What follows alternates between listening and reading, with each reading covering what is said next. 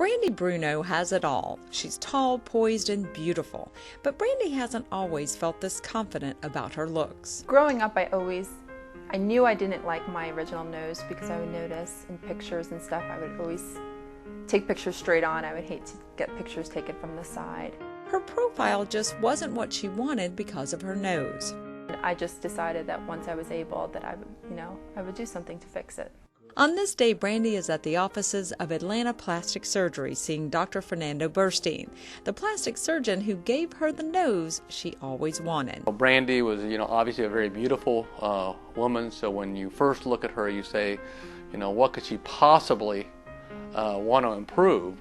But she had some very valid concerns. Now when I look in the mirror, I'm much more confident and I just feel happier with the way I look. I feel this is the nose I was born to have. Going from this to this was actually much easier than Brandy expected. I did a lot of research for a couple months, just researching the different surgeons around the Atlanta area.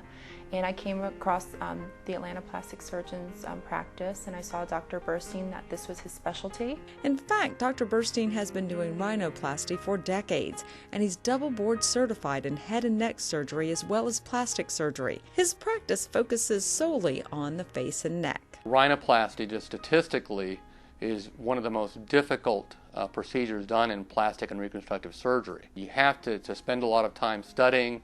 You have to know the anatomy. If you do rhinoplasties and you do a lot of rhinoplasties, then it becomes sort of second nature.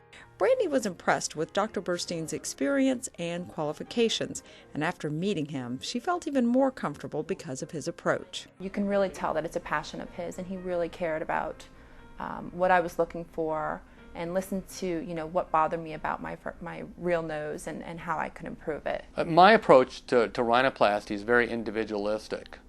So I try to custom order the rhinoplasty for the patient's needs and desires. Do you have any trouble or problems? Part of that custom approach includes careful communication. So I typically will take someone like Brandy and say, let's go up to the upper third of your nose, the middle third, and then the lower third, and let's talk about each area separately, and you tell me about what you like and what you dislike from the front, from the side.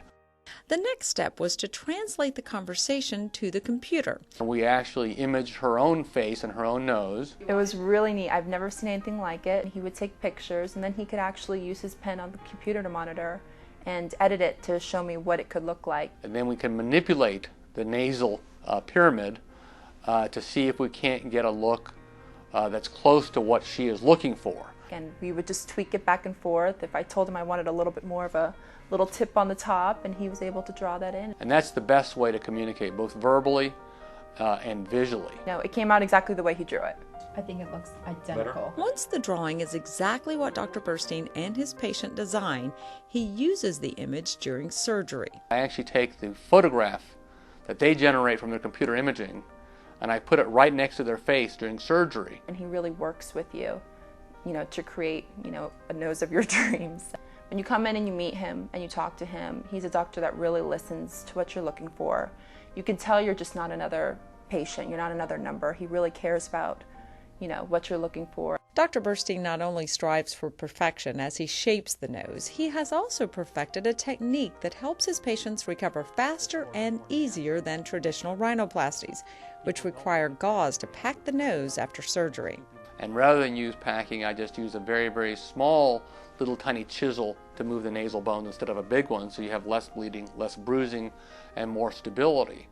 And instead of using the packing to stop the bleeding, I actually use sutures that are dissolvable.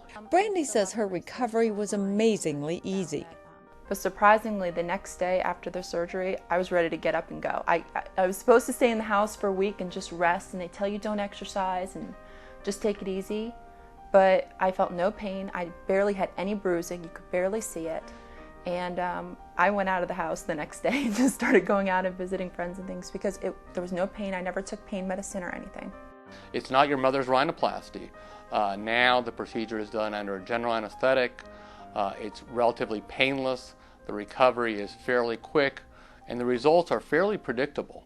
Brandy is thrilled with her results and hopes others who have been afraid of the recovery will learn from her experience. I'm ecstatic about my decision. I don't think, I would never go back. I love my new nose. I think it was the perfect decision. I went about it the right way. I did a lot of research. I made sure that I chose the doctor that was right for me and that understood what I was looking for.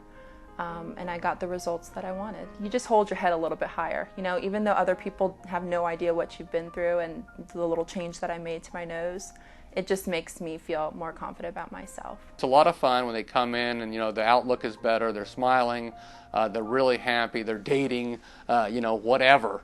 It can be life-changing, for an hour and a half of surgery. It's amazing that it can have that kind of an impact.